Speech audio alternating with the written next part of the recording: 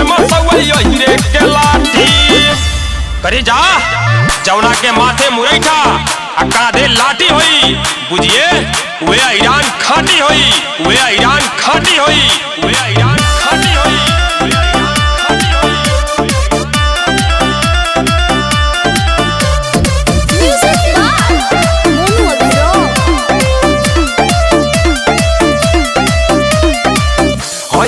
अपना जिला के रंगदार रे चले रंग दरिये में नाम हमारा रे, चले रंग दरिये में नाम हमारा रे। देख के तोहरा के जीवा हो डोरे जाता नी बाबूजी से कहे हो घरे। भइल बड़ा तू बड़ा उत्पाती। अरे सुन भैंसी के दूध यहाँ पियल जाला खाटी, दुनिया में फेमस यही रे के लाठी। बड़ा खूंखार होला हमरो रे जाती, दुनिया में फेमस यही रे के लाठी।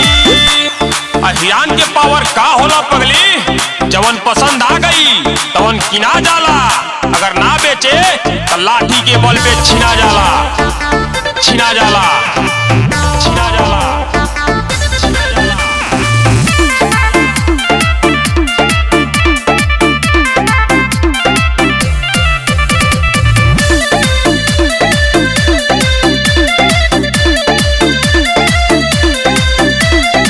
थाना के धमकी ना दो हमारा के, आना जाना लागल रहेला हीरा के, आना जाना लागल रहेला हीरा के। देख के हमारा करेला रंगदारी, झड़ जाई गर्मी पर ससुर जो बमारी। अच्छा ढेर फूलल बापो चौकी तोहर छाती। भैंसी के दूध यहाँ पियल जाला खाटी, दुनिया में फेमस यही के लाठी।